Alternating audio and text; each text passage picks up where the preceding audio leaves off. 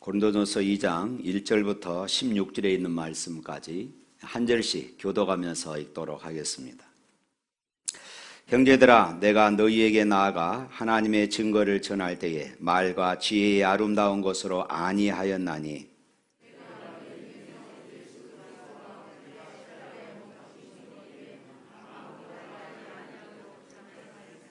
내가 너희 가운데 거할 때에 약하고 두려워하고 심히 떨었노라.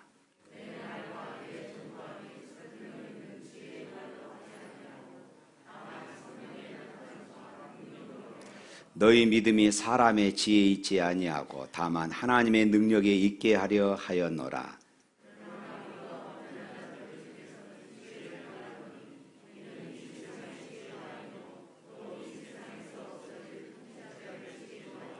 오직 은밀한 가운데 있는 하나님의 지혜를 말하는 것으로서 곧 감추어졌던 것인데 하나님이 우리의 영광을 위하여 만세전에 미리 정하신 것이라.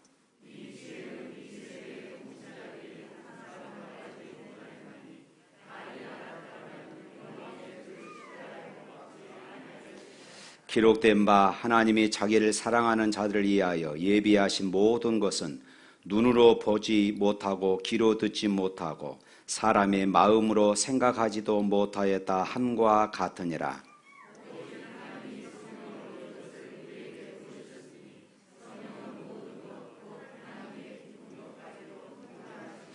사람의 일을 사람의 속에 있는 영 외에 누가 알리요? 이와 같이 하나님의 일도 하나님의 영 외에는 아무도 알지 못하느니라.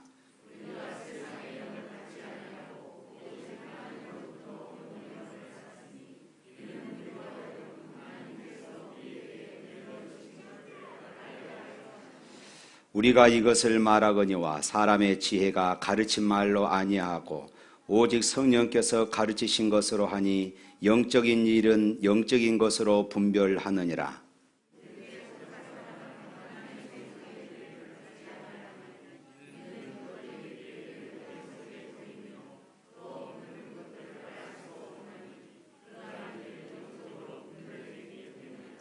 신령한 자는 모든 것을 판단하나 자기는 아무에게도 판단을 받지 아니하더니라. 누가 주의 마음을 알아서 주를 가르치겠느냐. 그러나 우리가 그리스도의 마음을 가졌느니라. 아멘. 예, 요즘 코로나19로 인하여서 들려오는 소식들이 참 우리를 우울하게 만들고 특별히 또 교회에서 예배하는 우리들의 모습을 세상 사람들은 아주 따가운 눈초리로 그렇게 바라보고 있습니다. 그러나 오늘은 거룩한 주일입니다. 좋은 생각하고 좋은 것만 보고 또 좋은 말을 하는 날이 될 수 있기를 바랍니다.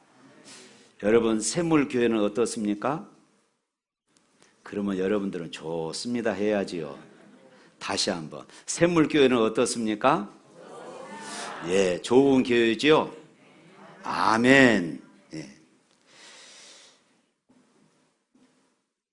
우리 샘물교회는 아주 좋은 교회입니다. 여러분, 남편은 어떻습니까? 왼수입니까? 예. 남편은 어떻습니까? 그러면 좋습니다. 이렇게 이야기해야죠. 여러분, 상대방의 그 좋은 점만을 바라보고 우리가 좋은 점만을 말할 수 있기를 축원합니다. 아이들은 어떻습니까? 좋습니까? 혹시 지금 여러분들의 아이들이 마음에 들지 않고 때로는 속썩이는 이런 일들을 거듭한다 할지라도 무릎으로 키운 자녀는 절대로 멸망하는 법이 없고 기도로 키운 자는 절대로 멸망하는 법이 없다 하는 이런 굳건한 신앙을 가질 수 있기를 바랍니다. 그리고 또한 자녀들은 부모님을 생각하면은 항상 감사하고 내가 잘하지 못한 것에 대한 아쉬움과 그리고 송구한 마음을 품을 수 있기를 바랍니다. 여러분은 좋은 것을 생각하며 좋은 것을 바라보며 좋은 말을 하는 그런 삶이 될 수 있기를 축복합니다. 1장에서 고린도 교회가 하나 되지 못하고 분열했던 그런 이유들에 대해서 살펴보았습니다. 사도 바울은 2장에서 자기가 더 지혜롭다, 자기가 더 신령하다, 자기가 더 옳다, 우리 파가 아주 좋다 라고 하면서 싸우고 갈라진 고린도 교인들에게 자기 자신을 지금 간증하고 있습니다. 자기 자신이 얼마나 연약했으며 오직 성령의 능력만 의지했는지를 간증하고 있는 내용이 오늘 고린도전서 2장이 되겠습니다.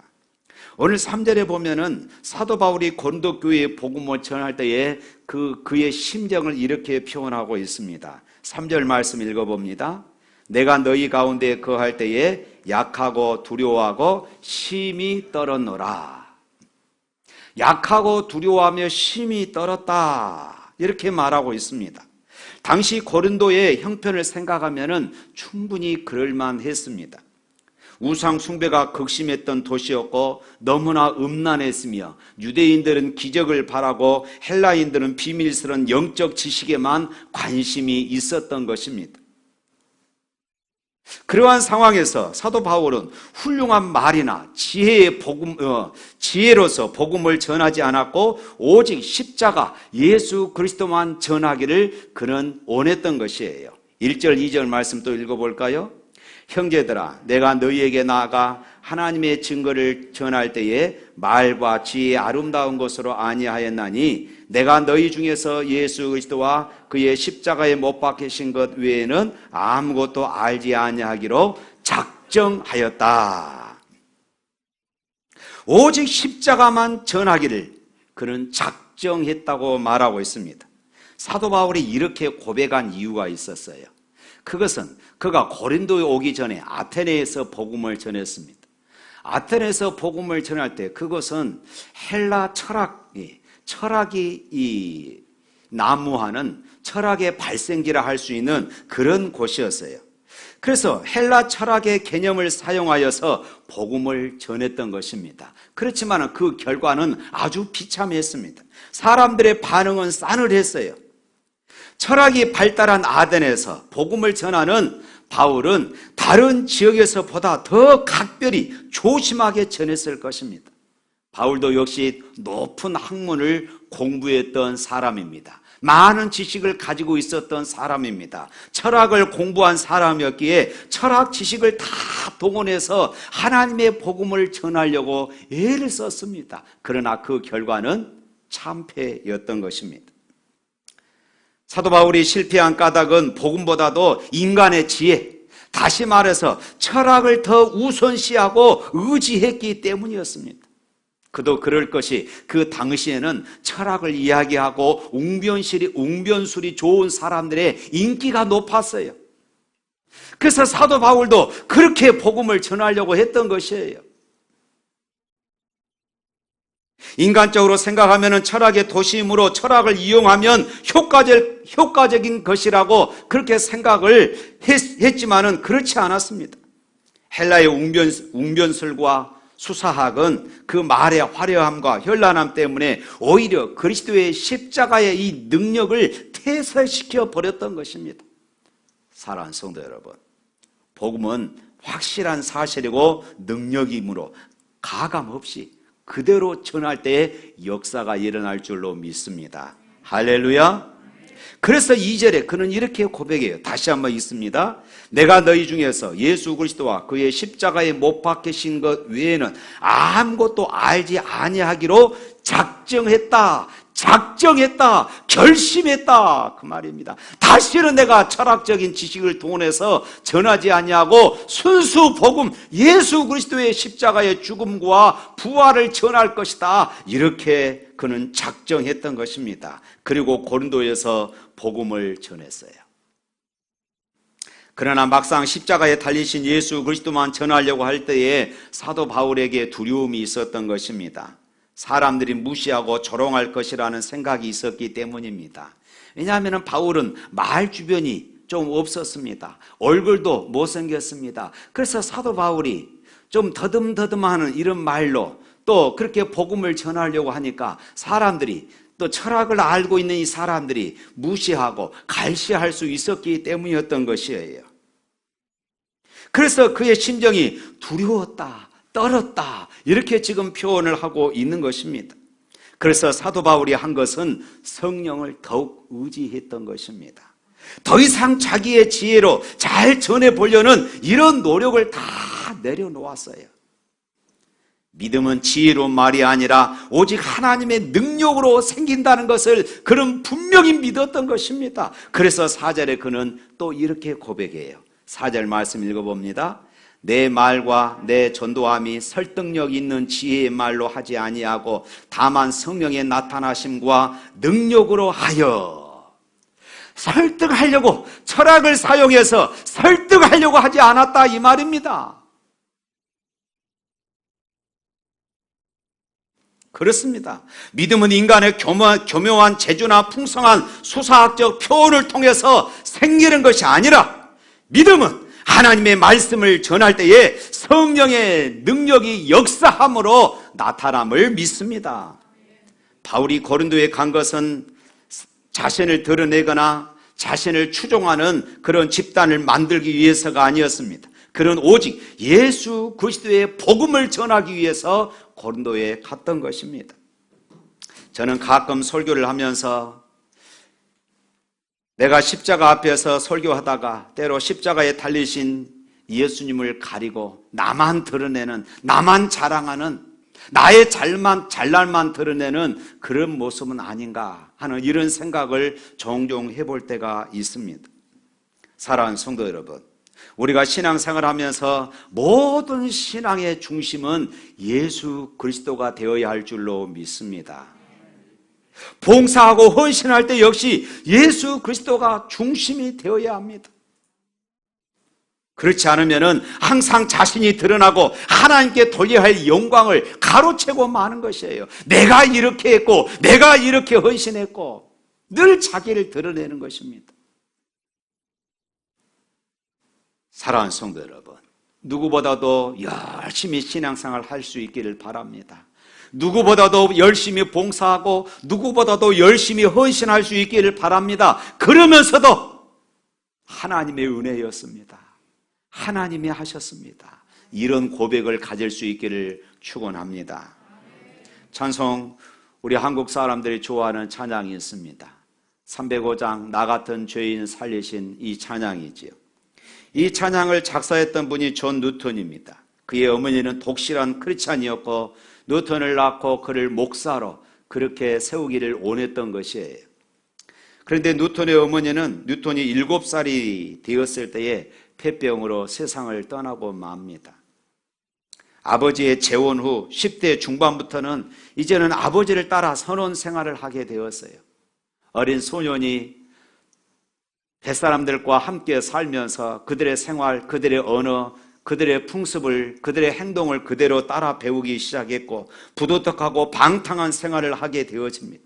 그리고 그는 장성해서 이제 노예 상선의 선장으로 그렇게 일을 하게 되어집니다. 아프리카에서 흑인들을 강제로 납치해서 미주와 유럽에 팔면서 그렇게 살았던 것이에요. 그러다가 어느 날 프랑스 연안의 대서양에서 심한 폭풍을 만나 배가 바다에 침몰할 지경이 되자 갑판에서 무릎을 꿇고 이렇게 기도했습니다.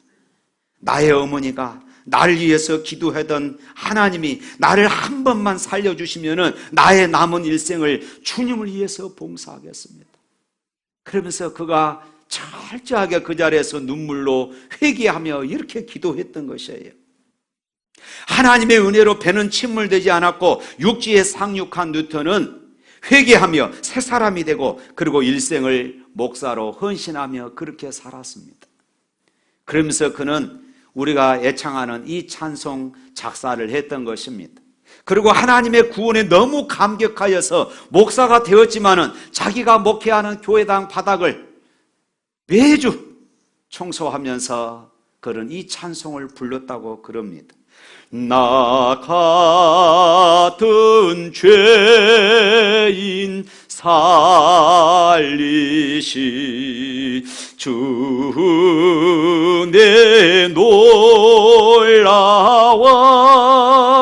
잃었던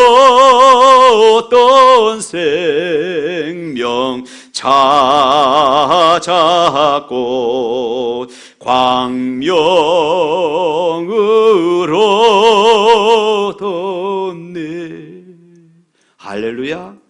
그는 이 찬송을 부르면서 언제나 하나님의 은혜였습니다. 하나님의 은혜였습니다. 이 은혜를 놓치지 않았던 것이에요.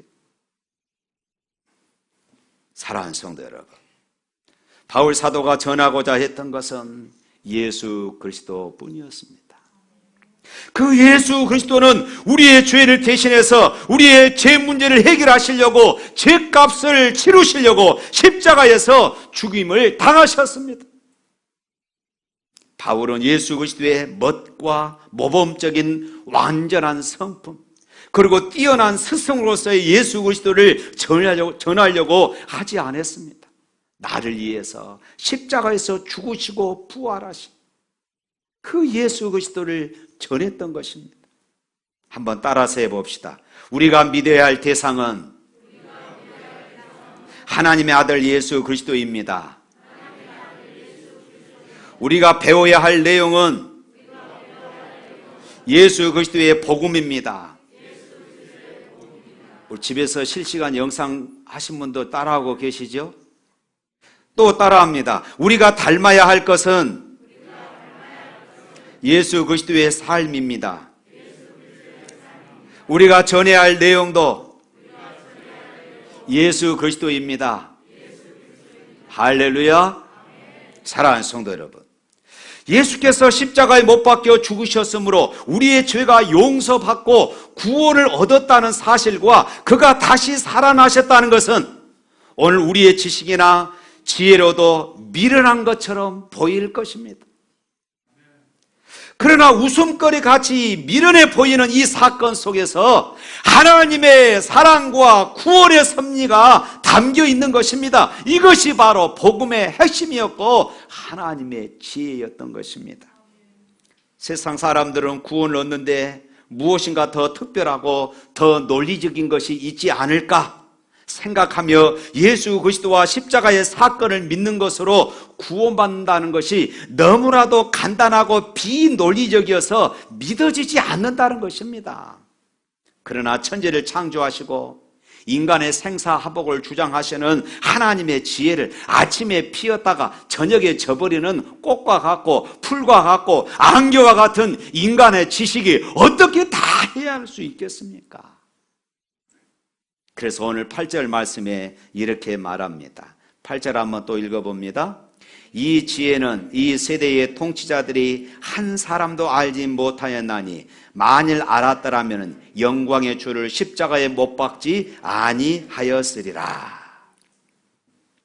오늘 우리는 인간의 지혜가 충전한 시대를 살아가고 있지만은 그 누구도 이 시대가 소망이 있다고 말하지는 못합니다. 과학과 문명은 발전했지만은 사람들은 여전히 바이러스로 고통을 당하고 있습니다. 전쟁과 굶주림으로 고통을 받으며 환경이 파괴되고 소외되어 가고 있지 않습니까? 이 사람들을 구원하는 길은 오직 예수 그리스도의 십자가밖에 없습니다. 할렐루야!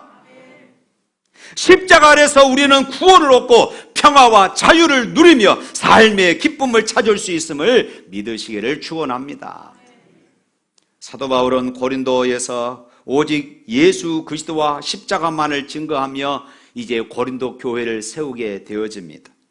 그리고 이 모든 것이 자신의 언변이나 자신의 지식에서 한 것이 아니라 오직 성령의 역사였음을 그는 2장에서 고백하고 있습니다.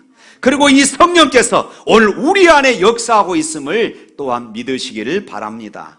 12절 말씀 한번 읽어볼까요? 우리가 세상의 영을 받지 아니하고 오직 하나님으로부터 온 영을 받았으니 이는 우리로 하여금 하나님께서 우리에게 은혜로 주신 것들을 알게 하려 하심이라. 할렐루야. 지금 우리 안에 성령이 거하신다는 사실은 우리가 너무나도 분명하게 알 수가 있습니다. 성령께만 하실 수 있는 역사가 내 안에, 우리 안에 일어나고 있기 때문에 그렇습니다. 예수님이 주님이라고 믿어지는 것, 이것은 성령의 역사입니다. 속죄함이 믿어지고 하나님이 아버지라고 불러지고 내가 교회에 가야지, 예배 드려야지, 기도해야 할 것인데, 내가 용서해야 하는데, 사랑해야 할 것인데, 내가 하나님 앞에 헌신해야 하는데, 하나님을 기쁘시게 할 것인데, 전도해야 할 것인데, 이 모든 것들이 성령께서 지금 내 안에 역사하고 있는 증거가 되는 것입니다. 내 의지에서 시작되는 믿음은 그 의지가 꺾이는 순간 믿음이 다 무너지고 맙니다. 내 지식과 감성에 뿌리를 두고 있는 믿음은 내 지식과 감성이 흔들리는 순간 믿음은 다 허물어져 버립니다. 그러나 성령의 역사하심 속에서 시작된 믿음은 나의 환경이 변하고 나의 감정이 일시적으로 변해도 예수님이 하나님의 아들이시며 나의 구주가 되심을 부인할 수가 없는 것이에요. 내가 하나님의 백성답게 살지 못해서 때로는 우리가 부끄럽고 때로는 우리가 죄송스럽지만은 그래도 예수님이 나의 구주가 되신다는 사실을 고백하게 하는 것은 바로 성령의 역사임을 믿습니다. 요한복음 16장에서 예수님은 성령이 임하시면은 내가 너희에게 가르친 것을 알게 하리라, 기억나게 하리라, 깨닫게 하리라, 이렇게 말씀하셨습니다. 성경 말씀을 바르게 깨닫고 믿게 하는 것, 우리의 이해력과 우리의 지식으로 되어지는 것이 아닙니다. 아무리 믿지 않는 사람들이 성경을 읽어도 감동이 없는 이유는 성령의 역사가 없기 때문이에요.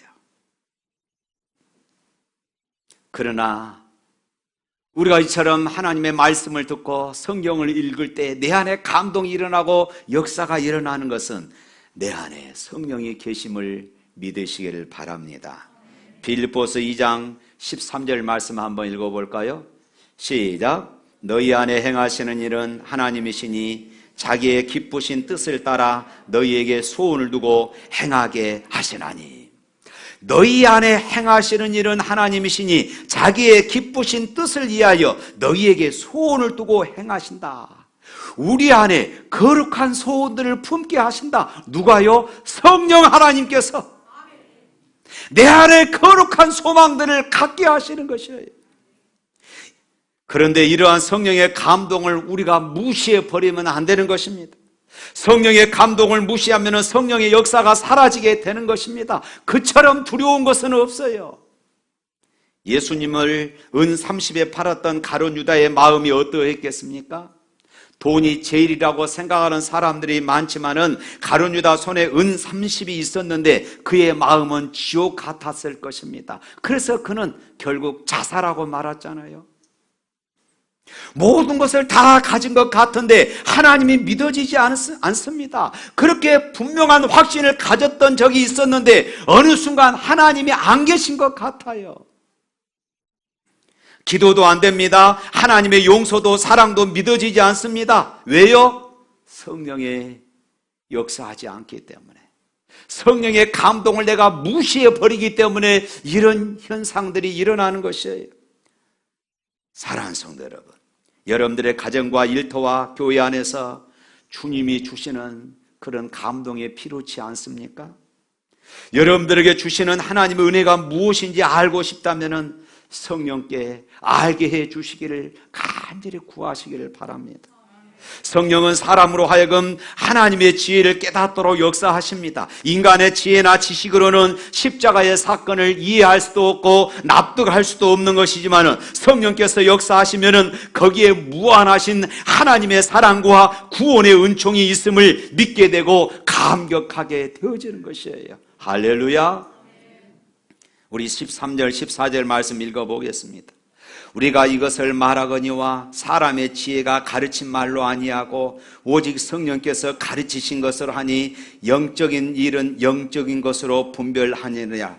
육에 속한 사람은 하나님의 성령의 일들을 받지 아니하나니 이는 그것들이 그에게 어리석게 보이며 또 그는 그것들을 알 수도 없나니 그러한 일은 영적으로 분별되기 때문이라. 할렐루야. 성령으로 하지 아니하고서는 하나님의 역사를 이해할 수도 없고 깨달을 수도 없다, 이 말씀입니다. 그러면서 16절 말씀에 결론으로 이렇게 말합니다. 다 같이 읽습니다. 누가 주의 마음을 알아서 주를 가르치겠느냐? 그러나 우리가 그리스도의 마음을 가졌느니라. 다시 한번, 누가 주의 마음을 알아서 주를 가르치겠느냐? 그러나 우리가 그리스도의 마음을 가졌느니라. 할렐루야. 사랑하는 성도 여러분, 우리 안에 예수님이 계십니다. 우리는 그리스도의 마음을 가지고 있습니다. 어느 종교도 이렇게 말하지를 못합니다. 그러나 우리는 담대히 그리스도께서 내 안에 계시다고 우리는 자신 있게 증거합니다. 우리는 예수 그리스도의 마음을 가지고 있습니다. 그 그리스도의 마음이 성령의 역사입니다. 이것을 믿으시기를 바랍니다. 사도 바울이 아테네에서 철학적으로 복음을 전하다가 실패하고 이제 고린도에서 말씀을 전할 때에 그런 두렵고 떨었다는 말은 이 같은 심오한 진리를 그가 깨달았기 때문입니다. 성령으로 하지 아니하고서는 안 된다는 것입니다. 성령의 역사로 그리스도의 마음을 품었기 때문입니다. 사랑하는 성도 여러분, 아브라함의 능력은 하나님이 함께 하신다는 것이었습니다. 야곱의 축복도, 요셉의 지혜도, 모세의 능력도, 여호수아에게 주신 약속도, 다윗의 힘도 모두가 다 하나님이 함께 하심이었습니다. 예수님의 이름이 하나님이 우리와 함께 하신다는 임마누엘이었고, 예수님께서 제자들에게 주시는 마지막 약속이 내가 세상 끝날까지 너희와 항상 함께 하리라 하는 것이었습니다. 이것이 지금 우리에게도 이루어졌습니다. 할렐루야. 지금 여러분들의 가정과 일터에서 힘듦이 있습니까? 고난이 있습니까? 오직 성령의 능력을 의지하시기를 바랍니다. 그것은 오직 그리스도의 마음을 품고 순종하며 나아가는 것이에요. 우리는 주님의 마음으로 이 자리에 와 있습니다. 앞으로도 우리는 주님의 마음을 품고 우리가 주의 나라에 들어가는 그 순간까지 우리는 이 마음을 품어야 할 줄로 믿습니다. 오직 성령의 역사만 붙잡고 의지하시기를 바랍니다. 예배하는 우리 가운데도 성령께서 역사하셔서 말씀을 전하는 저와 또 말씀을 듣는 여러분들의 마음을 성령으로 하나 되게 하시는 역사가 있기를 축원합니다.